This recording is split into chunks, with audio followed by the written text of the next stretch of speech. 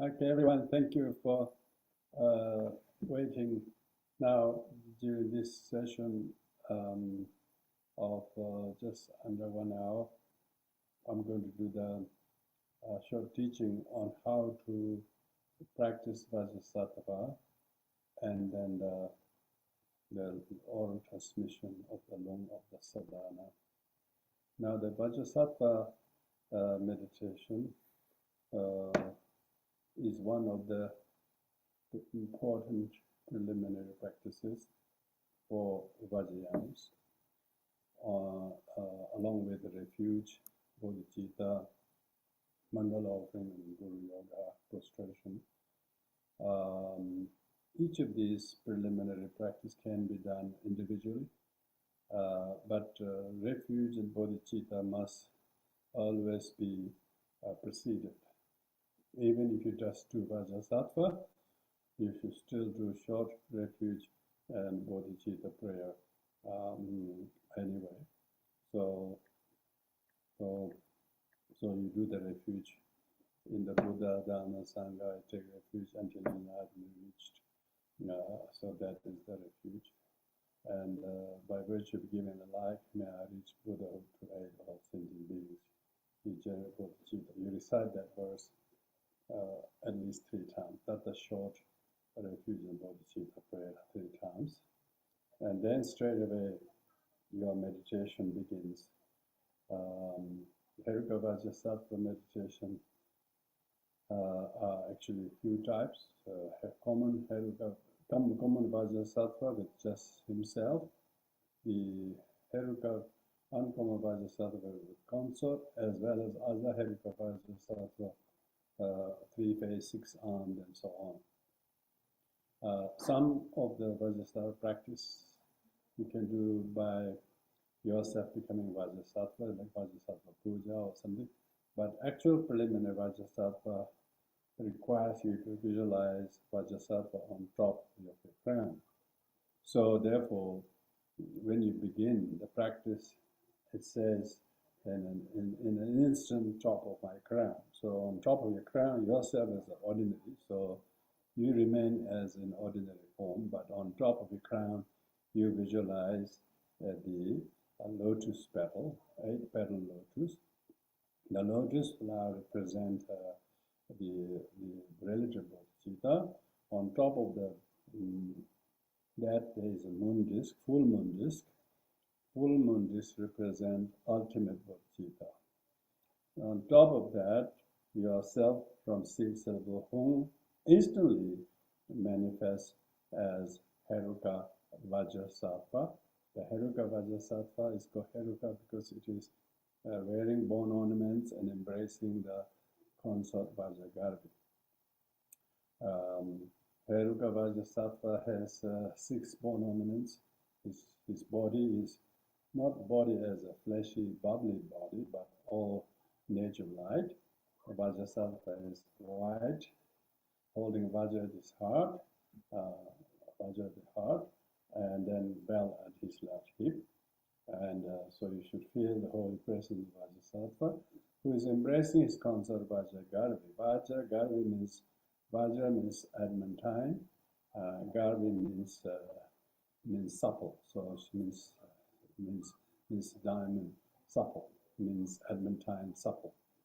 Supple means that one's mind and body are not rigid or coarse, but supple and therefore very, very pliant, because mind is subdued, pliant, soft, and gentle. So the both Heruka Vajrasattva mother are nature light. They're both immaculately white in color. Only difference that they have is his consort Vajragarvi is holding in a right hand curved knife with the Vajra handle like this, but the knife itself is a shape of a half moon with a hook at the end. So it's curved knife.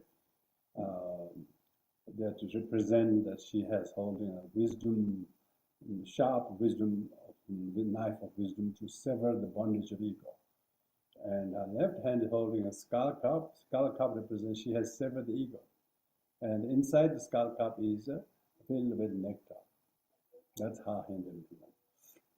And she is embracing her left hand around the back of yourself, no, Vajrasattva, and then right hand is up, brandishing the curved knife, and she is sitting in union with Vajrasattva on top of the crown.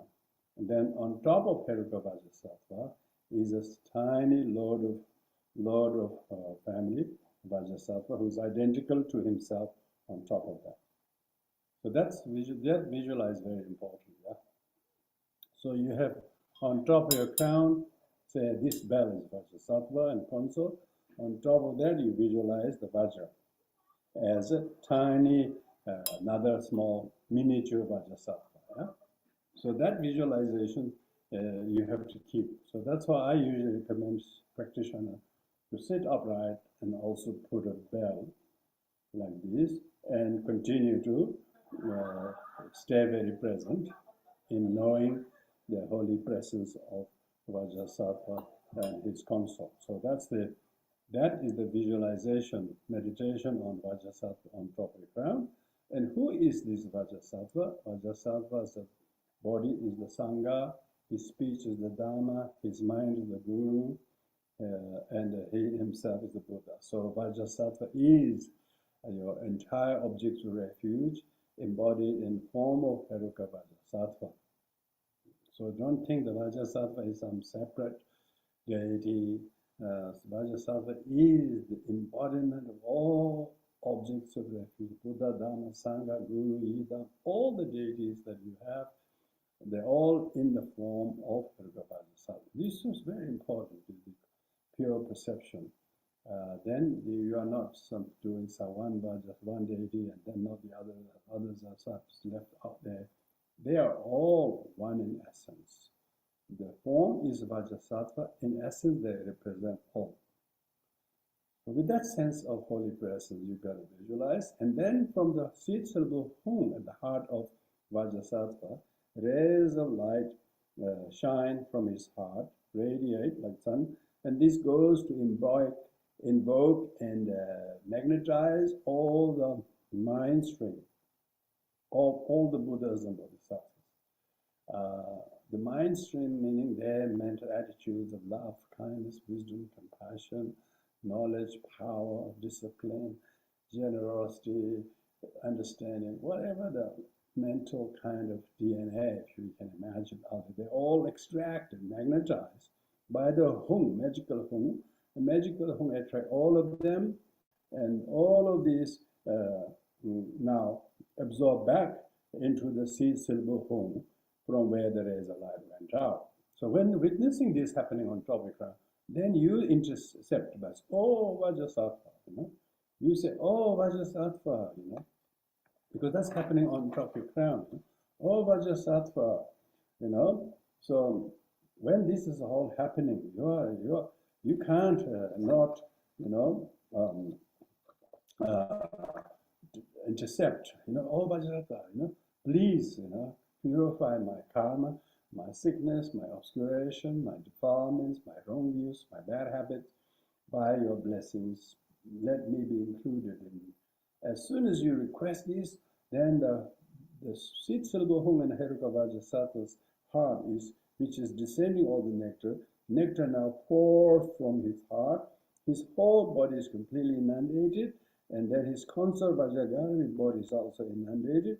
And then the nectar slowly drips down through their lower body, seated on top of your moon disk, and lotus also drips.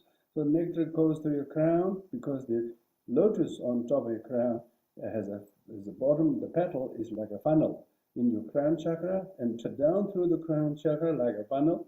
The nectar goes in, as well nectar drips out, comes down. So internally, externally, you are completely saturated or washed, internally and externally, by the torrent of nectar. And so this visualization has 7 parts. So you recite the mantra 21 times during the first repetition, second, third, fourth, because there are 7 lots of 3 mantras you're going to recite. You're going to make sure, be mindful, so that each 3 recitation mantra you have to do 1 different visualization. So these visualizations are subdivided into 2. 3 are common visualization, 4 are uncommon visualization. So the 3 visualizations are, when you think of the nectar cascading, entering through your crown, and because crown is the highest most, and then your body, and so your whole body is saturated, washed. Like when you stand under a water tap, the water pours in your crown, slowly it washes you, doesn't it? So here you do during the first descension of nectar, you're completely saturated by nectar. Then this first visualization, getting rid of the illness. Some of you have some illnesses. Some of you have an onslaught of all new illnesses. Some of you are suffering in some illness right now and fear of danger of developing into some other things. The illnesses are 3 kinds. Illness, a hot illness caused by anger, and a cold disease called illness caused by desire, and then wind disease caused by ignorance. So for this, you can vary the texture of nectar being warm for all the cold illness. Cold illness is mainly found into your limbs and legs and peripheries. So imagine the nectar, completely fills your whole interior body and washes away all the cold illnesses in your leg and feet and various parts of the body, and then warm healing nectar in under there. Then nectars that, then you have the heat illness of anger and aggression and hostility and aversion to things, animosity, resentment. These are all hot illness. So for this, the nectar is very cooling. Wherever the nectar inundates the body, it has a very cooling and healing effect. So you got to stay present with that. Then the third is wind disease. Wind disease is mental, emotional, and anger, and doubt, and fear, and anxiety, and suspicion, and all these kind of depression. These are called wind disease. So for this, nectar is very rich. So very oily color, very oily, warm, oily color. Imagine that in any way. So whether you personally have this disease or not, you are doing this for the sake of all sentient beings. And so therefore you visualize your body is inundated by these various nectars, cooling, warm, rich nectar, pushing all your 72,000 channels, and then eradicate all the sickness representing blood clot or cyst, all kind of frothy, smelly, slimy color ooze from your soles of the feet, or your orifices, or even your hair pole. They're all running out of your body feels completely healed. So with this in mind, you do the first common visualization and recite the Vajrasattva mantra 3 times. So that's that, first visualization. Second is the visualization to heal and purify your evil spirit. Evil spirits really means anger, hostility, and malice, doubt, and ill will by other people. You may have some people who are really angry at you for whatever small, they have malice, they're ill will, they're maligning, and you just feel sorry they are doing that, and you therefore don't think it's them. You see them as a mutual ill will and mistrust and wrong view. Don't think it's theirs entirely. It's never just one-sided, all stories. So anyway, for this, visualize your body is inundated by a very powerful jet of nectar going through your whole nervous system, and you recite the mantra. The recitation mantra vibrates and builds up the feeling of your body being completely washed internally, drummed up and then all the deep-seated fear, gut feeling of anger, resentment, sadness, doubt, fear, malice, ill will, and mistrust, all of those things. The nectar goes out like a jet. Inside is a tiny wrathful Buddhas. All of them evict the trapped feelings and the nooks or crooks and various fibrous tissues and the gut all are evicted and comes out through your lower part of the body. Previously, as illnesses, you visualize as blood and clot and cyst. Now, this time, you visualize vicious-looking creatures like poisonous snakes or spiders, cobwebs, and scorpions, or repulsive-looking weapons or objects that represent ill will. And all of this comes out through your body. You feel so light and free. With this in mind, you recite the mantra 3 times undistractedly. Yeah. So that's the second visualization. Now the third and last common visualization is bad habits and addictions, laziness, and addiction to drug and alcohol, and bad habits, bad mouthing, or whatever bad habits you have. Tendency to blame oneself, or tendency to think that's me type of attitude. All these things are very harsh. If someone keep thinking, putting down you, that's terrible. If you're doing that, that's even worse. So that's the bad habits of yourself. Or thinking it's somebody else, it's the same person. He's this to me. He doesn't do anything to me. This kind of habit, keep repeating that kind of wrong habit. These kind of bad habits, habitual propensities are purified by the jet of nectar, and it pushes out through your lower orifice. This time it's a dark, sooty, slimy liquid. You feel you're very light and soft internally. So with that in mind, you recite the Vajrasattva mantra 3 times. So that's the first 3 common visualization while doing the Vajrasattva mantra 3 times. Now, then you come to do the 4 remaining visualizations, which are uncommon rather, because you have cleansed the body of your illnesses and evil spirits and their negative habit. Now the body is considered as empty bottle. It's completely empty of all negativities. Now you're going to replace them with actual nectar. So the nectar, usually when you pour something in a bottle, it fills from the bottom up. But this one, it fills from the top down in 4 stages. So you recite the mantra 4 times, mantra 3 times in 4 stages, because you recite another 12 times. Each one you recite 3 times, there are 4 sets. During the first set, second set, third set, fourth set, you slowly move down the inundation of nectar. So let's do the first one. When you do the first recitation of mantra 3 times, imagine nectar slowly enters through the crown chakra, wherever it is, flooding. It is sort of pulsating. It's making you feel elastic, and plasticity of brain is mobilized by that. Nectar goes as far as your eyebrows and your ear and back of your skull.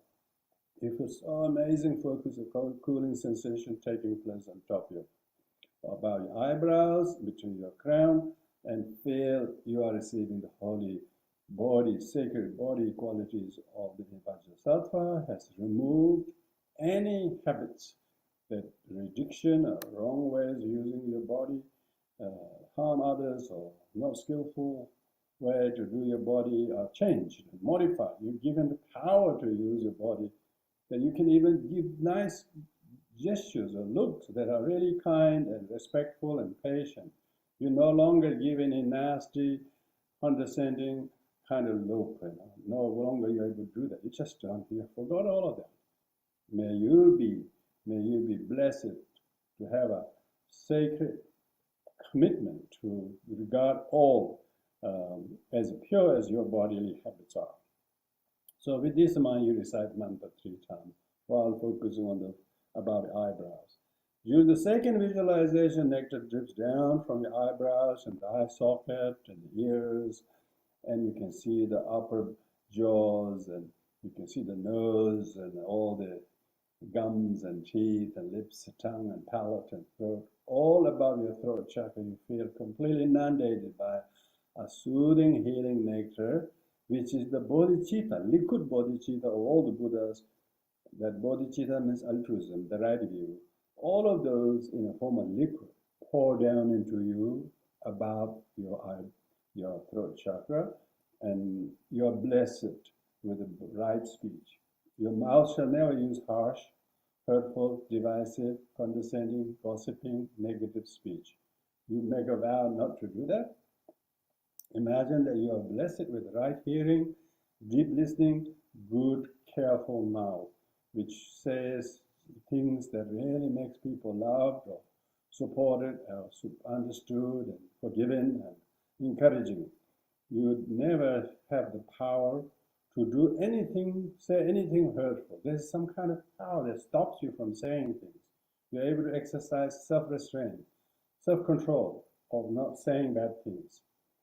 So may all beings practice kind speech. So with that in mind, you feel the inundation, you know what it means, you see the nectar coming down, and you realize the importance to gain your consciousness to not use your mouth hurtfully to anyone about anything. You have this power, you have this Vajrasattva, diamond being in you that is so strong that you would not voice. And then you dedicate that power that all beings mind their speech. So with this in mind, you recite that mantra 3 times, and you see the holy speech blessings to empower your speech every day. We always brush your mouth as if that's good enough. We need to, even you're dentally clean. That's just one thing. We need to be orally clean. We need to be orderly clean. We need to, whole neurolinguistically, we have to be practitioners. So pray that may I practice right speech. May I have the kind hearing that even when people say not so useful things, may I hear them as sound and echo and emptiness, and don't get caught up with what other people say, because they're just vowels, consonants, phonemes. Who can get hurt by that? So you have this Vajrasattva ability to mind language like that. That is the second uncommon visualization. And then recite the mantra to accentuate, to give this, sow these seeds of habit in you. Okay? Now the third one is the nectar slowly pushes from Vajrasattva, and you get magnetized, more blessings, liquid bodhicitta from the enlightened ones goes down, pushed from the crown to the throat, from throat now it goes to your collarbones, shoulders, upper torso, and your chest and heart chakra. Incredible warm feeling you never experience in your heart chakra. All your deep-seated feelings of hurt, pain, wrong views are just completely washed. Now it is completely inundated, replaced by the soothing nectar, which therefore illuminates your compassion, your wisdom, your right view. You don't hold any bad thoughts in your mind. You don't even host them, let alone create them, let alone believe them. Your mind is filled with the understanding of emptiness, impermanence, the right view, and compassion. May all beings receive the holy mind blessings of Vajrasattva. May I mind my mind. May I mind my thoughts. May I watch the breath. May I recite the mantra to be able to mind my thoughts. That's a real Vajrasattva. And with this in mind, you become more adamantine, physically, verbally, mentally. So with that in mind, you see the third empowerment, holy mind blessings. So that's the third. Now the last uncommon visualization is same. The nectar pushes from the top, from the crown to the throat, throat to the heart. Now from heart down to your navel chakra, to your lower part of the body, to your legs, to your knees, the shin bone, thighs, calves, ankles, all the toes. You feel whole body so light and almost soft. There's nothing there weighty. You feel every single hair folds of the body are covered with the dewdrops of nectar, and so you have received the complete and fourth empowerment. You have no combined and negative habitual patterns of the body, speech, mind that are negative, but instead you have positive habitual patterns of the blessed body, speech, mind. May all beings mind collectively their body, speech, mind. With this in mind, you become Vajrasattva and recite the Vajrasattva mantra. Feel very light and soft, almost identical to Vajrasattva. So with this in mind, you stay very present and recite the mantra once you. So in this way, you are doing Vajrasattva meditation on top of your crown. You're doing the recitation mantra 7 times, 3 lots. Each of the 3, you know how to stay present in terms of visualizing, in terms of knowing, in terms of feeling, instead of doing. You're reciting mantra. You need to be doing audible recitation of the Heruka Vajrasattva mantra. So with this in mind, you do the Vajrasattva mantra recitation minimum of 21 times each day. If you don't have, if you have other Vajrayana sadhanas, that's good.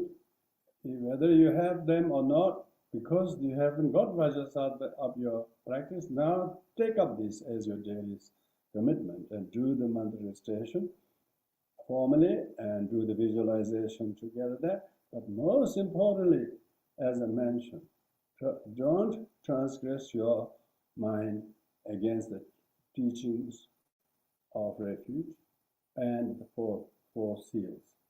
They're all things impermanent. You should make things impermanent. You change your thoughts, change your views about this or that. You know, particularly if your views about them are resentful, angry, and kind of malicious and vengeful thoughts, you should drop them. This is what makes me sleepless and makes me to feel stressed and sick, and so try to destroy those things. That's real transgression. Doing the mantra, not doing the mantra every day is a kind of a technical transgression because you're not doing your main practice. But main thing is, even if you're doing the Vajrasattva mantra each day, don't just feel that's enough. You have to stop doing those bad thoughts, ill will, resentment, anger, and the wrong views, thinking it's he did this to me, I did nothing, and blaming and naming others, and then try to smear somebody behind the back. This is, no matter millions of mantras you recite, it defeats all of that. So try to purify your mind the day by day as you clean your body. You feel stay clean, don't you?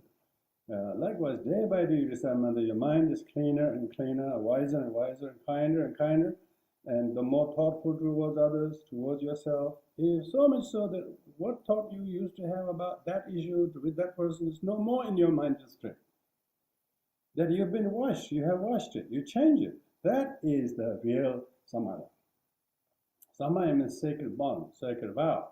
Sacred vow to not harm anyone with ill will, with bad thoughts. You know, of course you're not hurling them in a battle axe or throwing them, you know, poisonous arrows, but you still are thinking bad thoughts about them. These are very harmful. Emotionally destructive thoughts are entertained.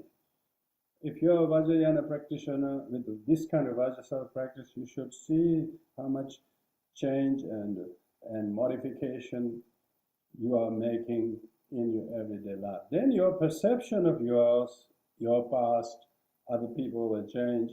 How much your practice is really cleansing your mind, because you don't lump them with that thoughts or that event, and you actually have really lifted your curse about them. And then your daily recitation mantra is an incredible gift. You will never forget them. You can forget the shoes, or you can forget the keys, or you can forget the hat, but you never will forget to hold these views. Then you have become true practitioner. You have reason to feel even more joyful every day, not because of anything, but you have no ill will.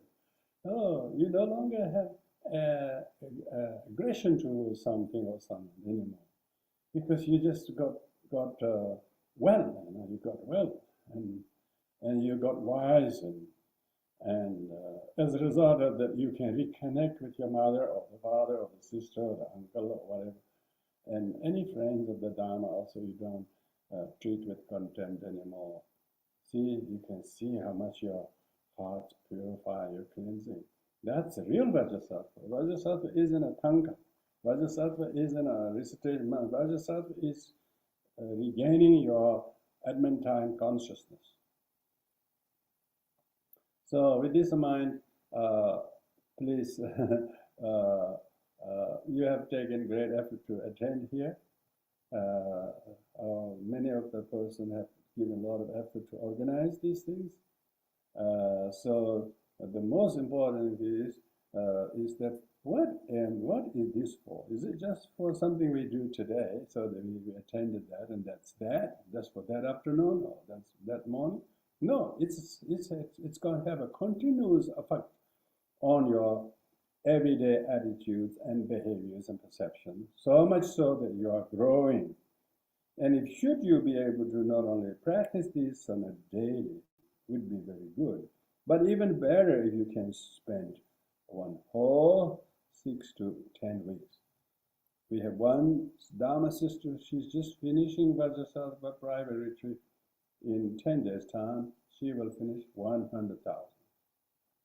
Such private retreat, 8 to 6 weeks, you go to a quiet, peaceful place, observe a good discipline, and stay present, and make small practical arrangement to be in the retreat environment, do such practice. You will have incredible signs of change. And here the teaching says what great sign of change, purification you will have. These are just not just what you call some signs, some esoteric signs. These are significant shift in your change. Of course, I say when you do the practice with Vajrasattva practice with 4 powers, and these 4 powers are power of reliance. I call them 4 R's because people may remember easily.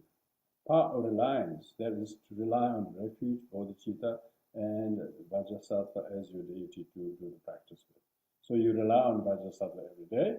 Vajrasattva's body is Sangha, Vajrasattva mind is Buddha, Vajrasattva is Guru, Vajrasattva speech is Dharma.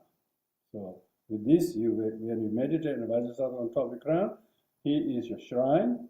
It's called power of reliance. You are making your confession in front of under Vajrasattva. So that's power of reliance. Second is power of regret. Second R is regret. You have to have very positive regret about the past, and you are resolute to change this in the future. So power of regret, as if you have drinking poison by mistake, you are not going to swallow it anymore. So that's called power of regret. Third is power of resolution. So you have to make a promise. You have to resolve not to think, hold the view, use the same narrative as you are a victim, that someone is at fault. You don't talk about that anymore. Why? Because you no longer believe in those deluded perception, deluded version of your miserable story. You know how to empty that, destroy that, and not believe in that. That's a power resolution. Not just in Vajrasattva says you are purified, you are such a good child, practitioner. We even visualize that in every time. Vajrasattva says, oh, noble child, you. But even if that visualization happens clearly, you've got to have actual feeling of resolve. Yeah. And you don't think that someone is changing and therefore they're kinder to you, or that something has changed. Because they change, you never bother. That change is always seeking change from outside, and one is never changing. Resolution means you change, and therefore you're no longer doing ill will, you're no longer doing blaming anymore. That is the power of resolution.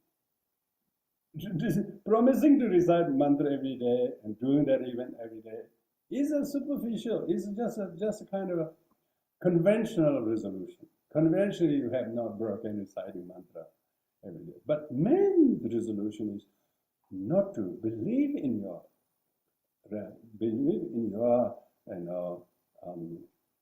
version of story that is under the cloud of selfishness and anger, resentment, blaming. You no longer are going to tell that story. You now will. That's the power resolution.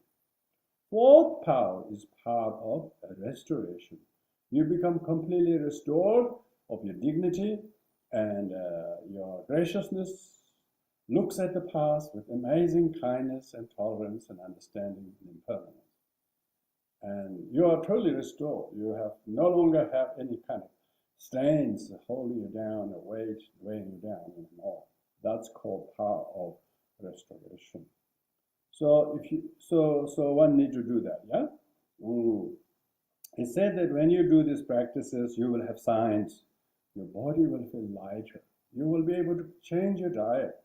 You will be not so greedy, gluttonous eater. You will moderate your food intake. And your body is also lighter because you've been doing the practice like that.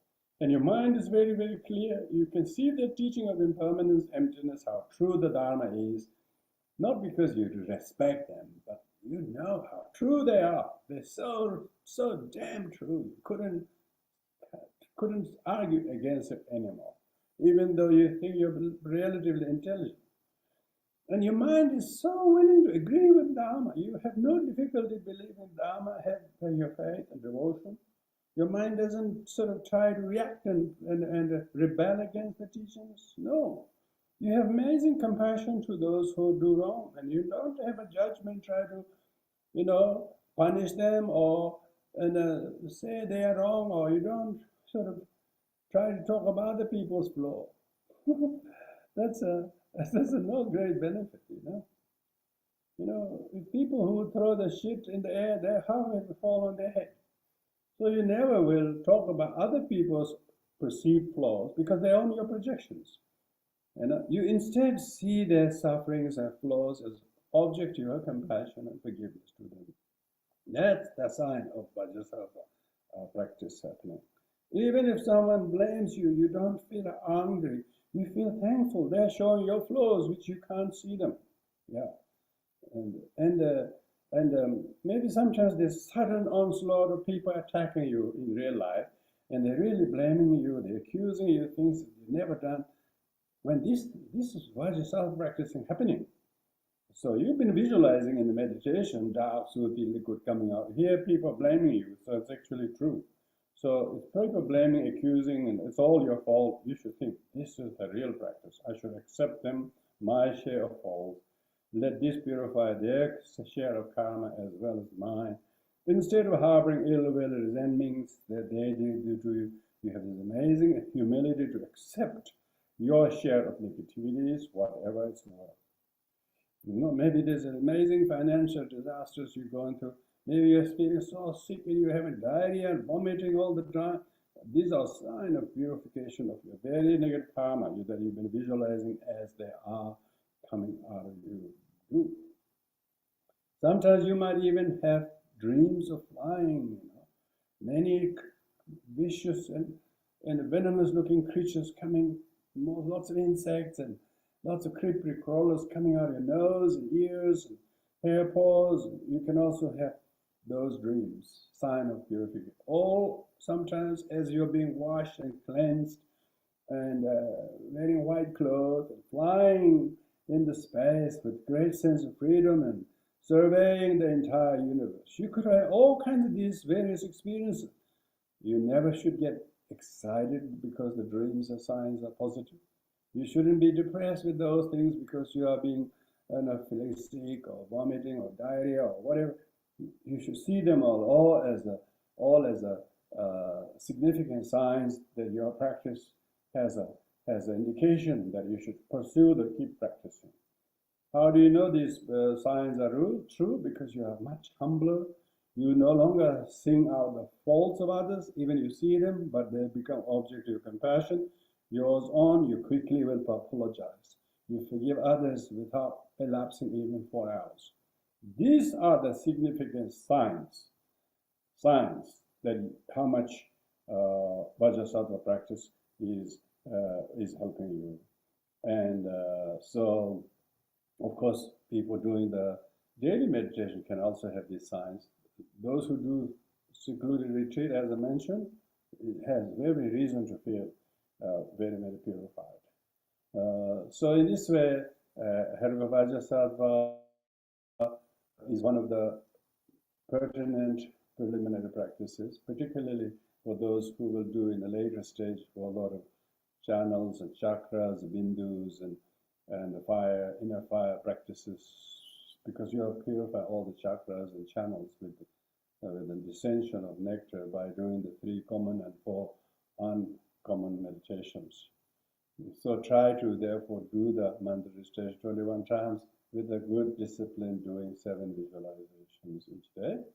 And if you have time, try to increase more time.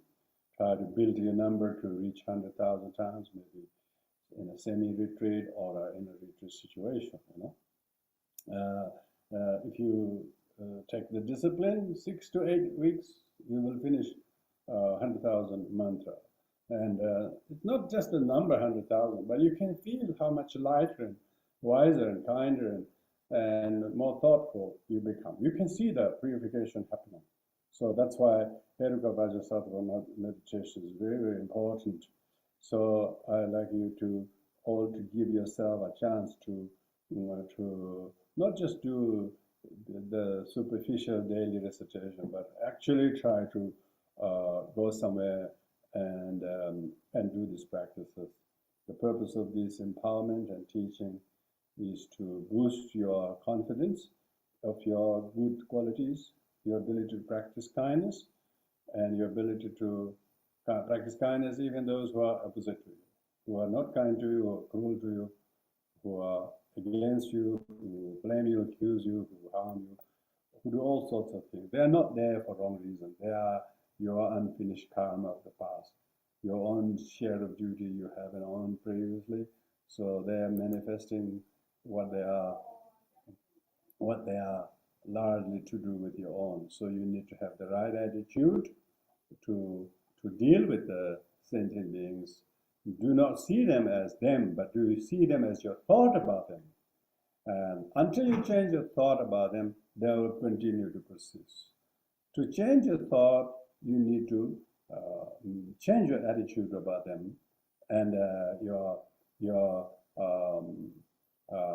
language, your conversation, your monologue conversation that you have about someone. Is it the same thing you are just regurgitating, or it's a new thought of you that you are able to see? So therefore, try to learn to empower yourself to regain your adamantine nature. Vajra means adamantine, sattva means being. Your beingness beyond the gender and color or profession or name or whatever you think you are. You are not that. You can upgrade yourself to this compassionate Buddha called Vajrasattva. Compassionate, wise Buddha called Vajrasattva.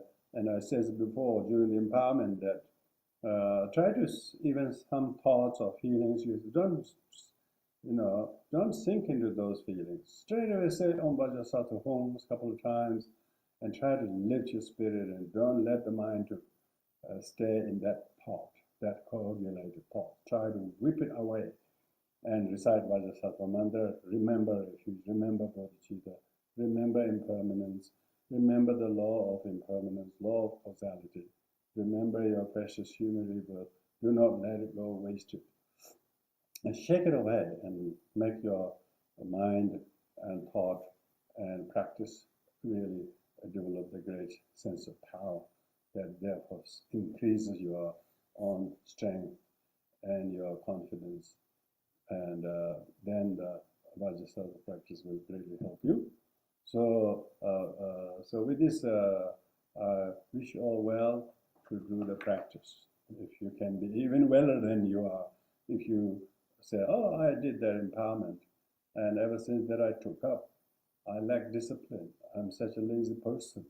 My disciplines are all over the place. Now I'm going to make a power resolution to take up this practice each day and start changing my mind. If you did that, then you would have been not only be empowered by attending this, but also empowered to live every day with a great degree of discipline. Try to make a time when you do this practice each day. Don't let yourself be all over the place and not having a system of what you do each day, whether you're busy or not. Always have a systematic way to look after your spiritual needs and discipline, such as this. In Tibet, people went 1,000 miles on foot to meet Indian teachers and lineages to give this empowerment, They took gold, they took silver, they took, yak tail, and they took all the produce they can find in Tibet, and they made offering in exchange of this teaching. And then they returned. And when they returned, they gave this to their fellow people. And that's how we Tibetans are inheriting this Indian Buddhist culture, which in India has lost some 1200 years ago. But they did teach the Tibetans. Some of them went to India, to Tibet, and because they weren't safe to stay in India due to the political situations, so they escaped to Tibet and they brought the teachings, and Tibetans were able to receive them, keep them, preserve them, so many years, after which their own life became unsafe to live because of the change in that. They travel also, wherever they go, they make sure these teachings aren't lost. And that's transitional phase we are seeing today. And that's why under the guidance of inspiration, His Holiness Dalai Lama, we have a small identifiability that we have regarded the teachings of Buddha, and then giving this to the rest of the world, even though we may be completely displaced politically. That's fine. We have to dissolve any sense of security anyway. They're false security. Real security is having refuge in your mind, not harboring ill will, resentment, and negativities. So now I'm going to do the lung, the oral transmission.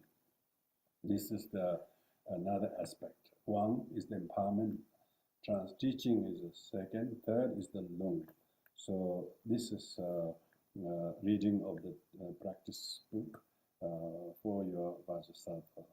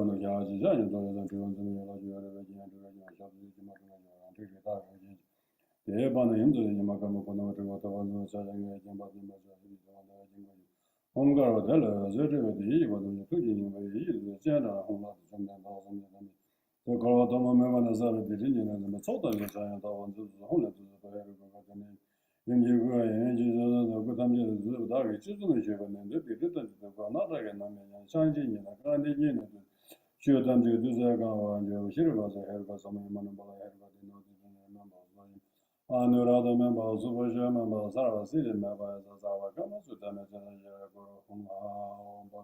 was a Heruka Mamma, the Herukoma, Samaya Sado, Modani, Mamma, Lamangum, the Zod, the Zimba, the Gujimada, and Solada, Guzoda, and Lakit, and Yamato. The Badan Javania, Wadan, Zozan, is hanging down the only to the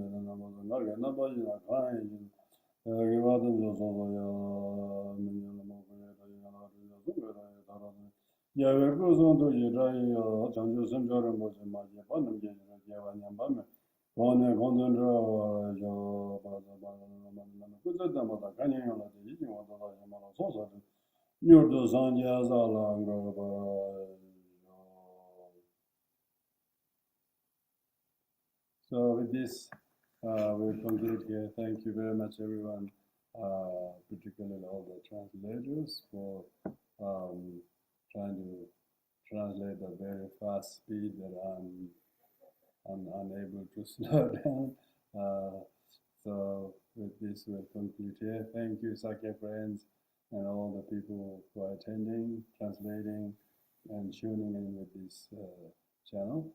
I wish you all stay very Vajrasattva and done and being your qualities. Thank you very much. Take care. Dear Rinpoche, thank you so much.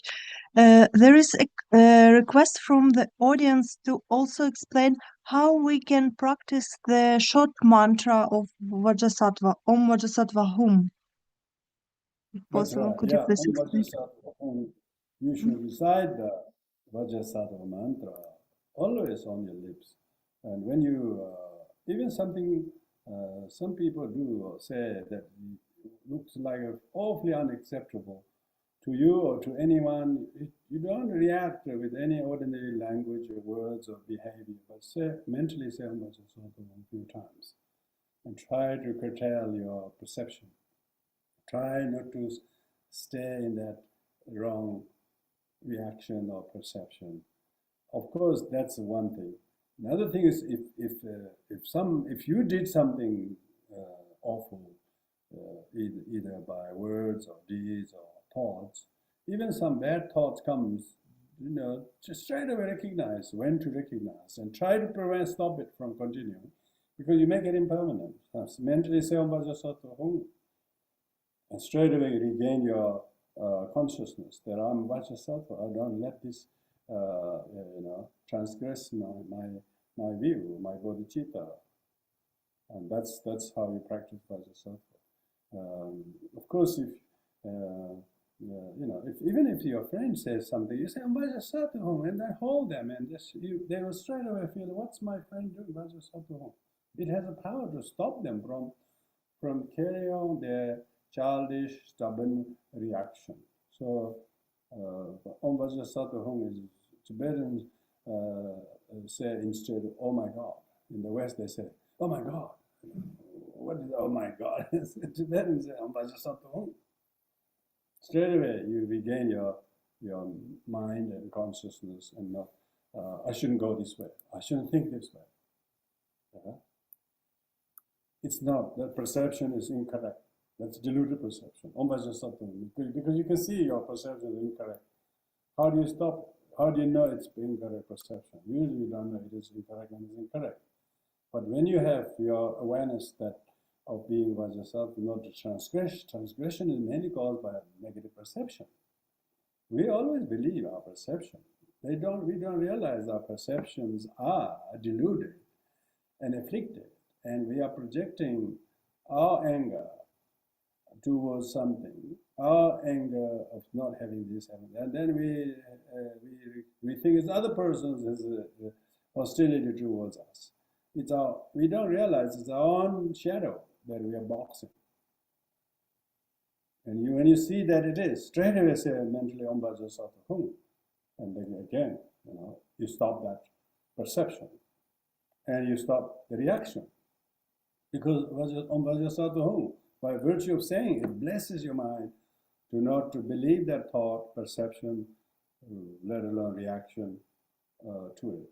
And Om Vajrasattva, we are also trying to see the object as Vajrasattvic impression, because if you're Vajrasattva, you will see through the eyes of Vajrasattva. When you're deluded, you see from the deluded eye of the person. And it's good to know that you are seeing with the deluded eye, and Vajrasattva says, oh Vajrasattva, aren't you Vajrasattva? Are you going to transgress it again by believing your deluded perception? How do we practice awareness? How we practice instantaneous awareness and cut it straight away, sever it instantly, so that the problem doesn't dangle and continue. And that's why short mantra is just as powerful, because this, throughout the day, you will be able to say Om Vajrasattva a number of times. Because if you're intrinsically pure state of mind, then you are saying Vajrasattva mantra all the time anyway, mentally. But when you're able to witness something that you are no longer able to keep the correct perception but the wrong perception, then you sing Om Vajrasattva Hum. almost like an interruption. You are interrupting the interrupter when you say Om Vajrasattva Hum. If it's not appropriate, say mentally. That will also interrupt the thought from perpetuating the deluded thought. So that's how you practice short Vajrasattva mantra with long-term effect. Thank you, dear Rinpoche. Also, let me ask the last question. People asked, what is the difference between the practice of the well-known 100-syllable mantra of Vajrasattva and the Heruka Vajrasattva mantra? And can we also practice the 100-syllable mantra of Vajrasattva after today's empowerment, or only Heruka Vajrasattva mantra?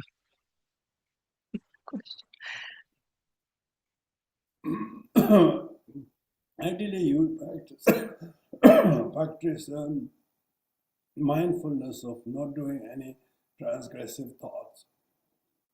It's not too much a difference whether you do the common and uncommon. But when you do the formal practice, you have received empowerment to do the formal practice. So you should do just the Heruka Vajrasattva mantra. And there's no need for you to do a common one because you haven't received common Vajrasattva. Why are you talking about common when you know not the uncommon one? You do the uncommon mantra. So you have to make a habit to visualize and memorize the uncommon Vajrasattva mantra because you have received the uncommon Vajrasattva mantra empowerment and transmission. So there's no reason to entertain common Vajrasattva. But if you have received common Vajrasattva mantra and empowerment separately elsewhere before, then you can practice either of the two interchangeably. There's no real contradiction in doing that. But when you, so that's fine. Okay, thank you. We are going to stop on time for a change. Thank you very much. I did the dedication already, so thank you very much.